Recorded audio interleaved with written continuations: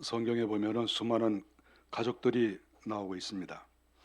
어떤 가정은 잘 되는 가정이 있었고 어떤 가정은 망한 그런 가정도 있습니다. 대부분은 다 그럭저럭 살다가 끝나가는 그런 가정이라고 볼 수가 있겠죠.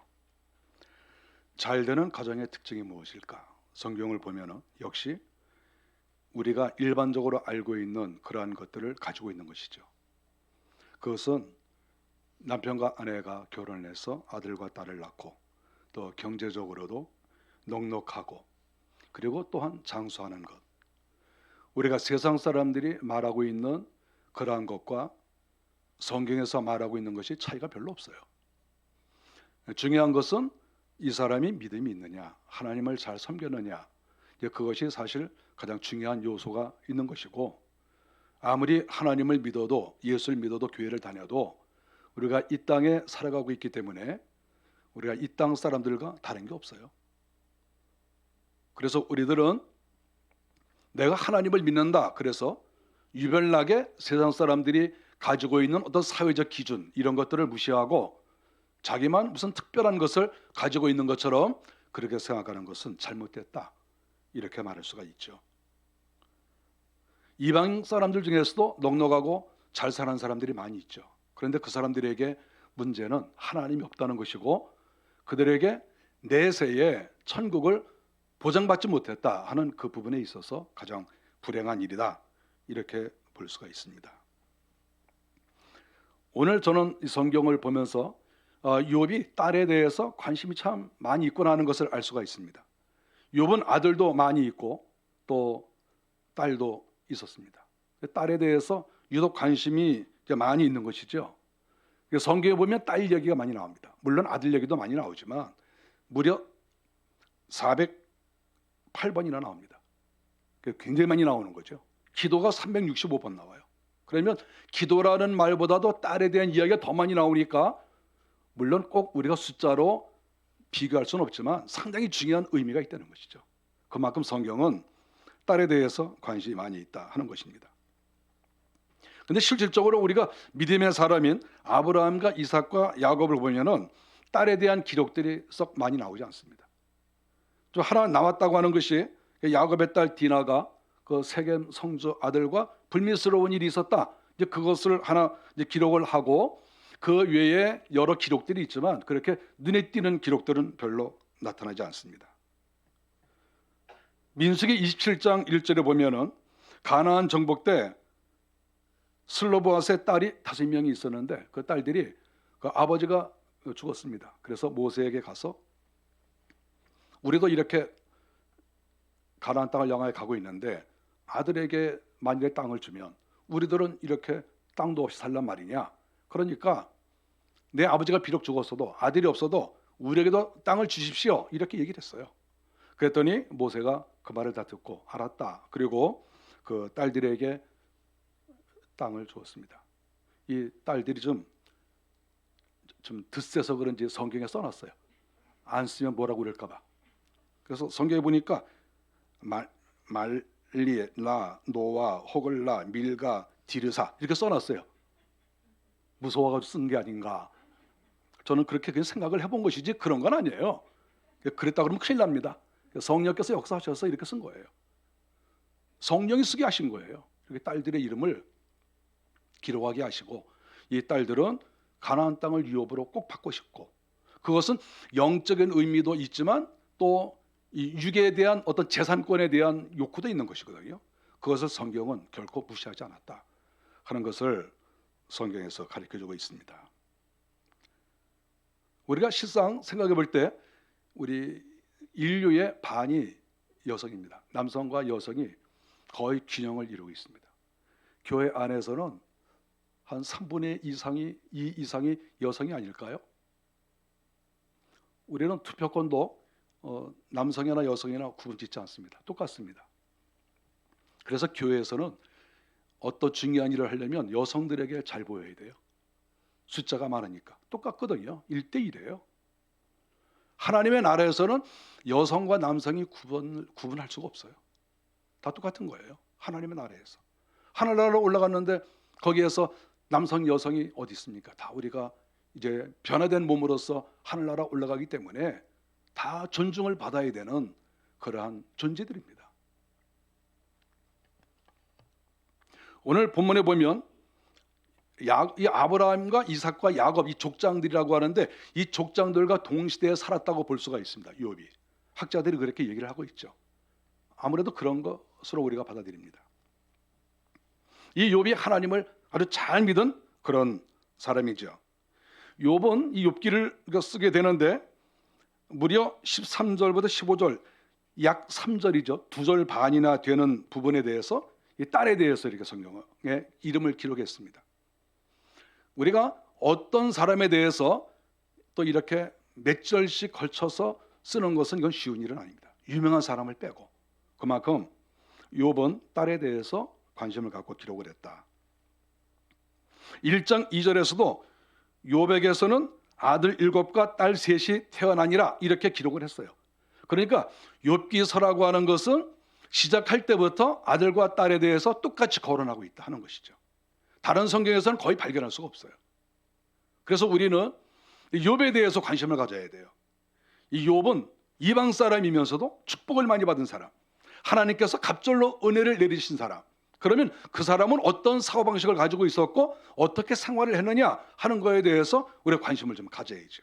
그랬는데 그는 시작부터 아들 7과 딸 3이 있다고 이렇게 이야기를 하는 것을 보면 아들과 딸을 거의 동등하게 생각하고 있는 그의 사상과 삶의 모습을 우리가 알 수가 있습니다.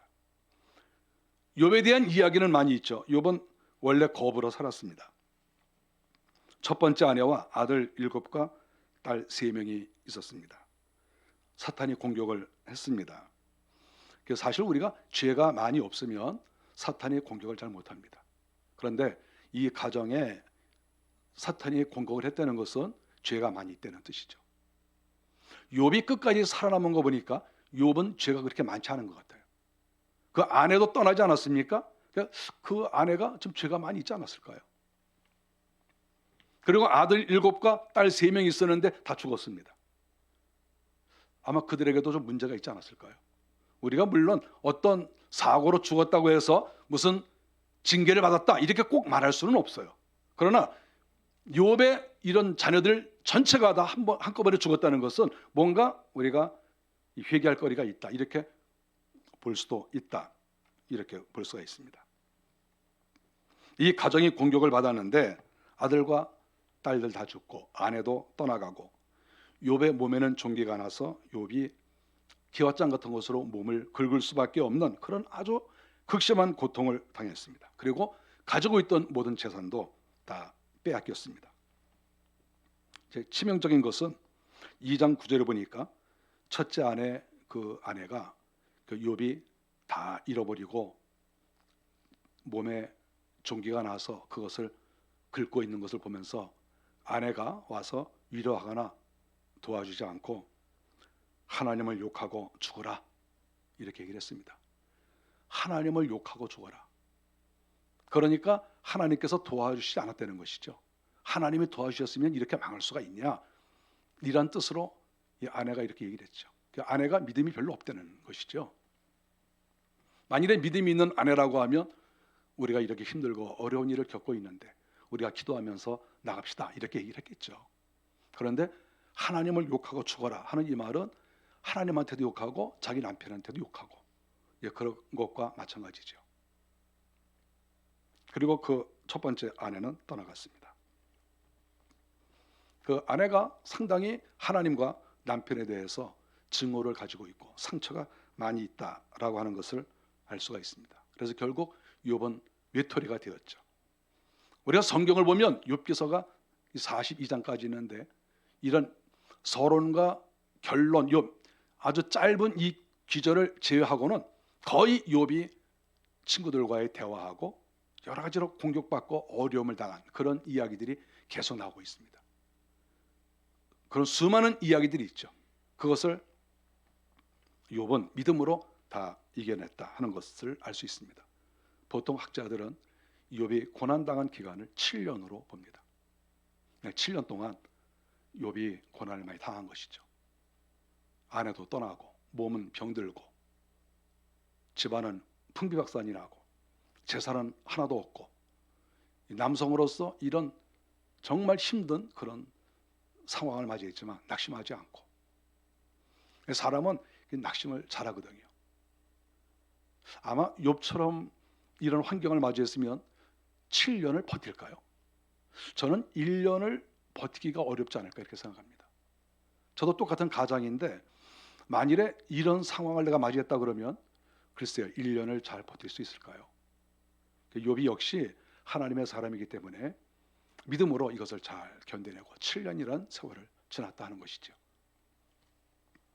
7년이 지나서 하나님께서 나타나시고 욥을 용서하시고 은혜를 주시고, 그리고 오늘 성경 10절에 보면 하나님께서 그의 소유를 갑절이나 주셨다 이렇게 말씀을 하셨습니다.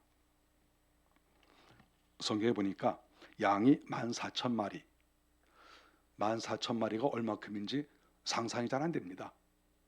얼마큼 있으면 14,000마리가 될까요? 이거 14,000마리 볼 수가 없어요.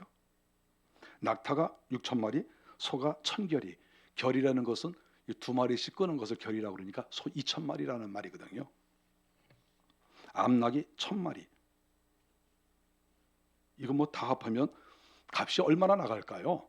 어쨌든 잘은 모르겠지만 이렇게 부자는 당시에 왕 빼고는 쉽지 않을 것이다 이렇게 생각할 정도의 복을 하나님께서 허락을 하셨습니다. 아마 이 정도의 그런 짐승을 키우고 가족을 지키려면 100명 이상의 그런 일하는 사람들이 있어야 될 것이다 이렇게 생각을 해볼 수가 있겠죠. 하나님께서 아들과 딸은 똑같이 주셨습니다. 첫 번째 부인에게서 얻은 아들 7과 딸은 다 죽고 하나님이 새로 아내를 얻게 하셨는데 그 아내에게서 똑같이 아들 7과 딸 3을 하나님이 허락하셨습니다. 재산은 갑절로 주셨지만 사람은 똑같이 주시고 아내도 똑같이 하나만 주셨어요. 지금 성경이 여기에서 이 딸들에 대해서 관심 있게 기록하는 것은 그의 이름을 기록했다고 하는 것입니다. 우리가 성경 어디에서 특별한 곳 몇 군데를 제외하고는 딸의 이름을 기록한 데가 많이 나옵니까? 그 딸 이름 별로 나오지 않아요. 그런데 여기에서 딸의 이름을 하나하나 다 이렇게 성령께서 감동하셔서 기록을 했습니다. 그만큼 욥이 딸들을 사랑했다는 것이고 이 딸들도 하나님 앞에서 사랑받는 딸이라는 것을 우리가 확인할 수가 있죠. 그러면 욥이 이 첫째 딸을 이름을 어떻게 지었습니까? 성경에 보니까 여미마 이렇게 14절에 이름을 줬습니다. 여미마라는 뜻은 사전에 찾아보면 그렇게 나옵니다. 이 비둘기들이 있는데 비둘기 중에서 좀 이렇게 예쁜 비둘기가 있나 봐요. 그리고 특별히 이 랑게라는 학자는 뭐라고 그랬냐면 이 비둘기의 눈이라고 그래요. 학자들마다 달라요. 저도 사전을 찾아보면서 어떤 뜻일까 생각도 많이 해봤어요. 그런데 이제 결론적으로 말하면 아주 예쁜 비둘기가 있는데 눈이 아주 예쁜 비둘기가 있었나 봐요. 자기 첫째 딸이 딱 태어나는데 아마 눈이 예뻤나 봐요. 눈이 조그만데 예뻐했는지 컸는데 예뻐했는지는 잘 모르겠어요. 근데 어쨌든 눈을 보고 너무 예뻐가지고 야, 내 이름은 앞으로 여미마야. 비둘기 눈 예쁜 그 눈을 연상하면서 욥이 이름을 그렇게 졌을 것으로 생각합니다. 또 다른 그런 뜻은 뭐가 있냐면 대낮이라고 하는 그런 의미도 있습니다. 낮, 환한 것이죠. 이 아이가 태어났을 때 그렇게 눈이 예쁜데 또 이렇게 얼굴도 환한 거예요. 그러니까 야, 내 얼굴은 대낮 같구나. 네 얼굴은 환하구나. 이렇게 욥이 얘기를 했죠. 그러니까 사람은 태어나면서부터 이렇게 잘 태어나는 게 좋아요. 이렇게 보름달처럼 환하게 딱 태어나가지고 번쩍번쩍 빛나면 이름을 이렇게 져줄 수가 있는 것이죠. 예쁘게. 욥이 아들들 이름은 성경에 나오지 않습니다. 그런데 딸들의 이름을 이렇게 한 명 한 명 다 이렇게 기록을 하고 있는 그 모습을 보고 있습니다. 둘째 딸을 낳는데 둘째 딸의 이름은 그시야 이렇게 14절에 나와 있습니다. 그시야라고 하는 말은 계피향을 가리킵니다. 계피향. 그런데 이 계피향은 특별히 하나님 앞에 제사할 때 드리는 계피향이에요.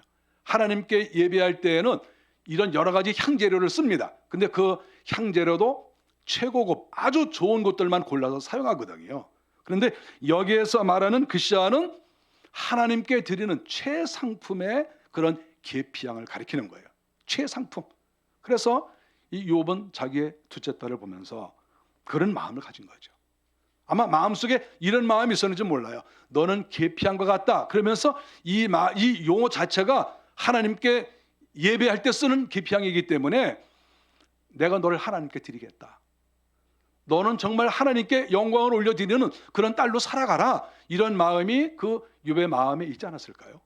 그렇지 않으면 계피향도 여러 가지가 있는데 왜 유독 이 말을 썼겠어요? 그것은 하나님 앞에 바치는 이런 마음을 가지고 있는 것이죠.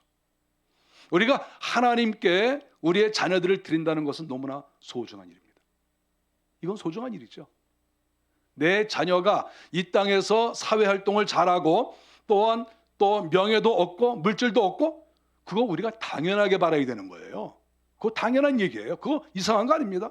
그런데 더 중요한 것은 내 자녀가 이 사회에서도 어디 가서나 사랑을 받고 존경을 받고 쓸모있는 사람이지만 하나님의 나라에서 더 쓸모있는 하나님께 온전히 바쳐지는 이러한 자녀가 되었으면 좋겠다. 이렇게 부모가 마음을 갖는다고 하면 이 마음은 아름다운 마음이라고 볼 수가 있어요. 하나님께 드리는 것이 얼마나 소중합니까? 이 땅에서 승리하는 거, 이 땅에서 잘 되는 거 당연히 중요한 거예요. 당연히 중요해요. 그러나 우리 인생이 결국은 하나님의 사람이에요. 하나님께서 우리 인생을 주장하십니다. 그러므로 하나님의 사람이 된다는 것은 이건 영광스러운 일이죠.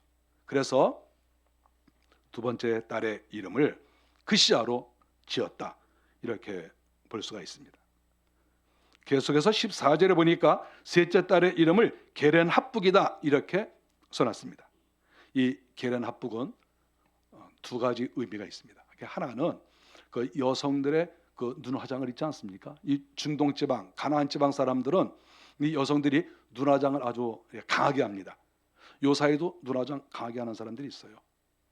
또 우리나라 여성들은 별로 그렇지 않은데 또 이렇게 어느 외국에 좀 나가보면 눈 화장을 굉장히 진하게 해가지고 깜짝깜짝 놀랄 정도의 그런 화장을 하는 그런 여성들도 많아요. 그런데 이 중동 지방은 이 여성들의 눈 화장을 좀 많이 했습니다. 그래서 우리나라 여성들은 여기다 한 줄만 이렇게 하잖아요. 이렇게 한 줄만 하죠. 그런데 한 줄만 이렇게 하는 게 아니라 이 눈 여기 전체를 다 하잖아요. 이렇게 빨갛게 한다든지 뭐 검게 한다든지 요새 검게 하는 데가 많아요. 시커멓게 눈 화장을 이렇게 하는 거예요. 그러니까 요때 쓰는 말이 게렌합북이에요.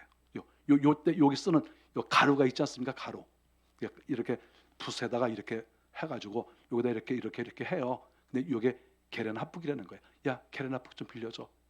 다 썼어. 안 빌려줘. 그거예요. 그거.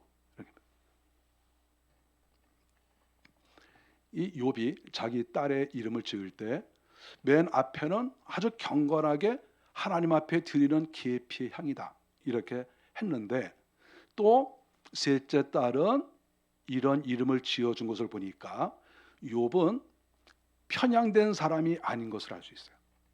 즉 한편으로는 내 딸이 하나님께 영광을 올려드리는 제물이 됐으면 좋겠다. 그런 삶을 살았으면 좋겠다라는 마음도 있고 또 한편으로는 내 딸이 이 땅을 살아가면서 아름다운 여성으로 살아갔으면 좋겠다. 이런 마음이 있는 것이죠.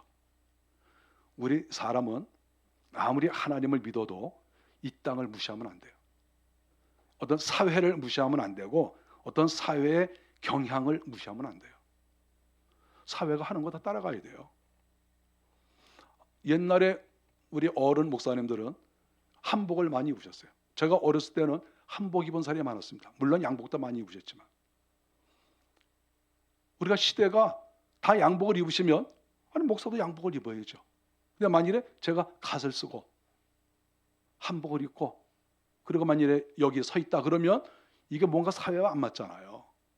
지금 사회는 계속 흘러가고 있는데 나는 30년, 50년, 70년 전에 매어 있어서 사상과 복장과 생각과 모든 것이 옛날에 묶여 있어서 살아간다고 하면 어떻게 하나님의 말씀을 이 시대에 전파해야 되는데 이 시대 사람과 공감을 할 수가 있어요? 공감이 안 되면 큰 문제예요. 여러분, 이 시대에 있어서 중요한 요소가 뭡니까? 공감의 공감. 서로 공감하지 않으면 다 망가지는 거예요. 가정도 서로 공감하지 않으면 하나가 될 수가 없어요. 남성과 여성도 서로 공감해야 되고, 교회에서도 성도와 성도끼리, 또 지도자들과 성도들이 서로 공감을 해야 돼요. 어떤 이야기를 했을 때 서로 그것을 자연스럽게 받아들이고 서로 대화할 수 있고, 이런 관계가 되어야 되는 거예요. 저는 욥을 보면서 이분은 참 열려있는 사람이다, 역시 부자가 될 만하고 역시 하나님께서 복을 주실 만하다, 이런 생각을 가지고 있는 거예요. 어떤 사람은 하나님을 믿는다고 맨날 자녀 이름 지을 때 첫 번째 딸, 너는 온전히 하나님만 믿어라. 두 번째 딸, 너는 독신으로 살면서 하나님만 바라보아라. 셋째, 너는 성전에서 일하는 딸. 계속 이렇게 이름 적어놓으면 그 딸들 인생 어떻게 살아요? 다 이름 그렇게 적어놓으면 그걸 믿음이 있다고 생각할 수도 있어요. 그러나 그게 믿음이 있는 게 아니죠. 사람은 이름에 얽매일 수가 있어요. 그 이름을 어떻게 지었는지. 사람들이 자기에게 이름을 부를 때 자기가 그거잖아요, 자기가. 그래서 이름은 중요한 거예요. 그런데 그 이름을 부모가 생각 없이 그렇게 이름을 적어놓으면 그 자식은 그 이름에 평생 묶여 있는 거예요. 오늘 이 욥을 가만히 보면은 욥은 완전히 열려 있는 사람이에요. 열려 있는 사람. 딸에 대해서 이름을 줬다는 자체가 벌써 열려 있는 사람이고, 그것이 성경에 기록됐다는 자체가 벌써 이미 열려 있는 사람이에요. 사람은 다 똑같지 않아요. 열려 있는 사람. 그리고 딸에 대해서 어떤 구속하는 의미가 없다 하는 거예요. 구속의 의미가 없잖아요. 너는 계피의 향과 같다. 여성에게 얼마나 아름답습니까? 잘 어울립니까? 그리고 너는 게렌 합북이야. 눈화장, 너 앞으로 눈화장 많이 해. 네 눈 정말 예쁘게 생겼어. 그런 거 아니겠어요? 그리고 이 게렌 합북이라는 말은 또 다른 의미도 또 있어요.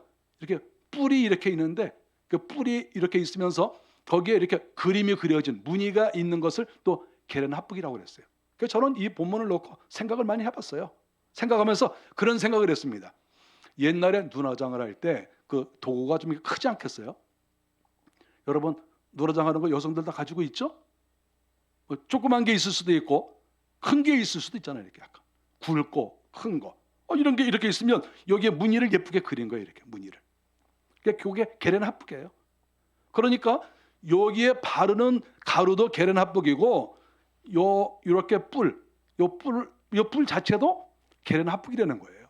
그래서 제가 생각할 때에는 이렇게 눈화장을 할 때 이렇게 나무 붓으로 이렇게 묻혀서 이렇게 하는 것이죠. 그래서 요 가루도 게렌 합북이고, 요 바르는 도구도 게렌 합북이고, 그래서 요 두 가지 의미를 히브리어 원문에서는 다 가지고 있다, 이렇게 볼 수가 있는 거예요. 결국 욥이 생각할 때 내 딸은 너무나 아름답고 눈이 예쁘니까 너는 눈화장을 많이 해서 예쁘게 하고 다녀라, 이러한 의미로 썼을 것으로 이렇게 생각을 합니다. 예쁘게 꾸미는 것은 결코 죄가 아닙니다. 지나치게 하는 것은 그거는 옳지 않지만, 남성이나 여성이나 자기 자신을 아름답게 품위 있게 보이려고 하는 것은 그것은 결코 잘못이 아니다 하는 것을 우리가 성경을 통해서도 알 수가 있습니다. 욥은 자기 아들들 이름을 한 명도 거론하지 않았습니다. 오늘 욥이 자기 딸들에 대해서 이렇게 관심 있게 이름을 지어주고 기뻐하는 이 모습을 볼 때 새로 맞이한 그 아내가 상당히 현숙한 여인일 것이다, 이렇게 생각할 수가 있죠. 아까도 말씀을 드렸는데 첫 번째 아내는 하나님을 욕하고 죽어라 이렇게 말하고 떠나갔습니다. 그 아내가 다시 돌아왔을 리는 없죠. 욥이 나중에 잘 됐는데 그 아내가 와가지고 여보, 내가 옛날에 그렇게 욕하고 갔는데 당신이 잘 되는 걸 보니까 나 다시 받아주세요. 그래서 다시 받아줬을까요? 여러분이 남자라면 받아주겠습니까? 안 받아주겠습니까? 저 같으면 안 받아줘.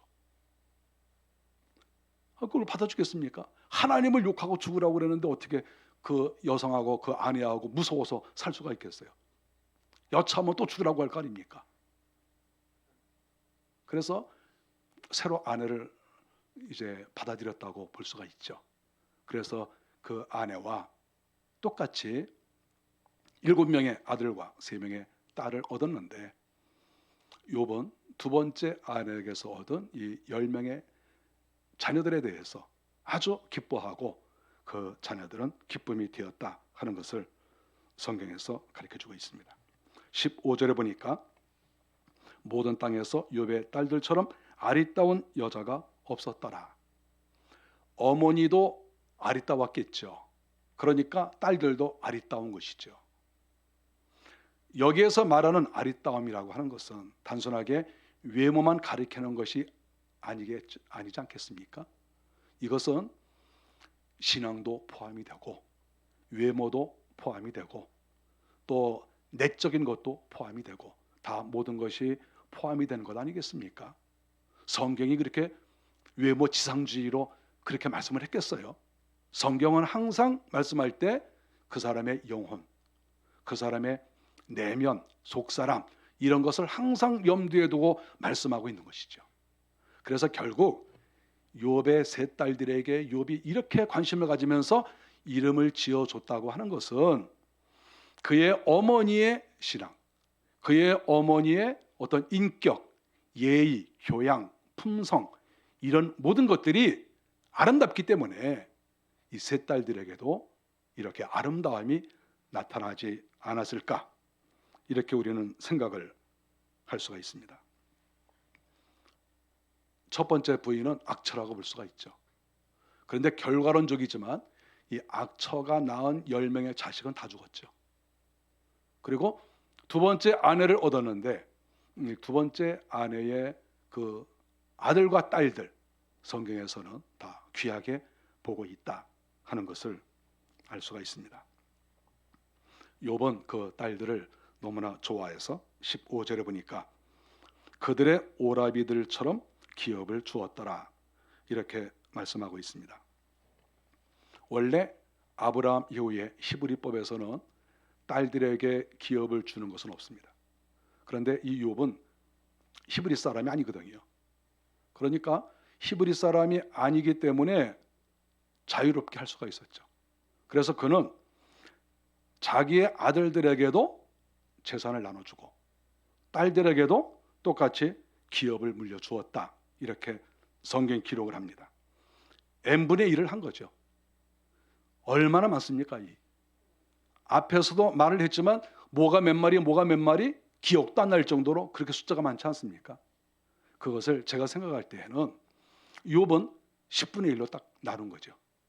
그래서 하나씩 띄워준 거죠. 첫째 아들, 둘째 아들, 셋째 아들. 그 다음에 우리 딸들. 그래서 하나씩 이렇게 나누어 주었다. 이렇게 성경이 기록을 하고 있습니다. 이 딸들은 이 욥의 집에 태어나가지고 예쁘게 태어나고 또 훌륭한 아버지를 만나고 자기도 또 품성이 좋고 나중에 재산까지 물려받고 욥의 딸들은 너무 좋을 것 같아요. 여러분 어느 집 딸입니까? 제가 여러분이 어느 집 딸인지는 잘 모르겠지만 이 욥의 딸들은 정말 잘 태어났다 생각을 할 겁니다. 자라면서 나 이 집에 정말 잘 태어났다. 하나님 정말 감사해요. 저 옆집도 누구네 집이고 저 옆집도 누구네 집인데 정말 저 만족해요. 그 딸들이 그렇게 말하지 않았을까요? 하나님께서 욥에게 복을 주시니까 그의 딸들까지도 다 이렇게 복을 받았다. 성경이 그렇게 기록을 하고 있습니다. 욥이 복받은 이유가 무엇일까를 생각해 보았습니다. 당연히 하나님을 잘 믿었고 42장 10절에 보니까 상처 주는 친구들을 위해서 기도를 한 마음이 넓은 사람이었습니다. 역시 복을 받는 사람은 달라요. 복이라고 하는 것은 내가 뭐 억지로 무엇을 이렇게 내가 얻으려고 애쓰고 노력하고 뭐 그런다고 복을 받는 게 아니에요. 이 복이라고 하는 것은 하나님이 주셔야 돼요. 우리가 이 땅에서 물론 애쓰고 노력하고 수고는 해야 돼요. 노동을 중요시 여겨야 됩니다. 또 일하는 거 중요하죠. 그러나 그렇다고 해서 내가 이 땅에서 부유하게 되거나 부자가 되는 게 아니죠. 하나님의 복을 주셔야 돼요. 하나님이. 욥은 역시 넓은 마음을 가지고 있었다 하는 것을 알 수가 있습니다. 성경에 보니까 욥을 하나님이 사랑하셔서 140년을 더 살게 하셨다 이렇게 말씀하고 있습니다. 우리가 주석을 보면 그런 말이 나와요. 이 욥이 몇 살 때 고난을 받았을까? 사람마다 달라요. 근데 제가 이렇게 어떤 학자의 말을 믿는데 그 사람은 이 욥이 고난을 받았을 때가 70살이었을 것으로 봅니다. 70살. 원래 70살이면 죽어야 되는 거예요. 그런데 70살에 하나님을 의지하고 하나님 말씀대로 살려고 순종하고 그렇게 했더니 하나님께서 그에게 복을 주셔서 140년이나 더 살게 하셨다. 그래서 210살이 된 거예요. 이거 얼마나 놀랍습니까? 아니 히스기야는 15년 더 살게 하셨는데 하나님은 야 너는 그냥 15년 더 살아서 안 돼. 너는 30년 아니야. 너같이 훌륭한 인물은 너는 더 살아야 돼. 딸한테 이렇게 잘하는 사람은 오래 살아야 돼. 좀 성경이 그런 거 아닙니까? 그러니까 하나님께서 너 오래 살아. 그래가지고 140년이나 더 오래 살게 했다 하는 거예요. 저는 이 말씀을 보면서 막 감동이 막 되는 거예요. 와, 앞으로 딸한테 잘해야 되겠다. 그래서 나 좀 사람들이 말로만 목사님 뭐 20년 더 사세요, 30년 더 사세요, 뭐 이렇게 그렇게 말씀하시는 분들이 많거든요. 근데 그분들 말 때문에 제가 오래 살 것 같지는 않아. 그래서 제가 이렇게 성경을 보니까 아, 이렇게 하면 오래 살 것 같다 이런 생각이 들었어요. 욥은 하나님께서 은혜를 주셔서 140년이나 더 살게 하시고 또 모든 것을 하나님이 2배로 주셨다. 이렇게 말씀하신 이 내용을 볼 때 하나님께서는 아들이나 딸이나 남성이나 여성이나 다 소중하게 생각하시는구나 하는 것을 우리가 여기서 발견할 수가 있습니다. 하나님의 사람들은 다 소중합니다. 특별히 믿음의 사람들은 더 소중합니다. 우리가 이 땅이 힘들고 어렵고 고난이 많고 걸리는 것도 많고 가슴 아픈 일도 많죠. 욥은 무려 7년 동안이나 이런 사람들이 상상하지도 못하는 이런 어려움을 겪었어요. 그러나 그거 다 참고 인내하고 7년을 버텼더니 하나님께서 이렇게 상상할 수 없을 만큼 큰 은혜를 내려주셨다 하는 것을 발견하고 딸들에게까지도 재산을 다 나눠줄 수 있는 그러한 거부가 되었다. 이렇게 성경이 가르쳐주고 있습니다.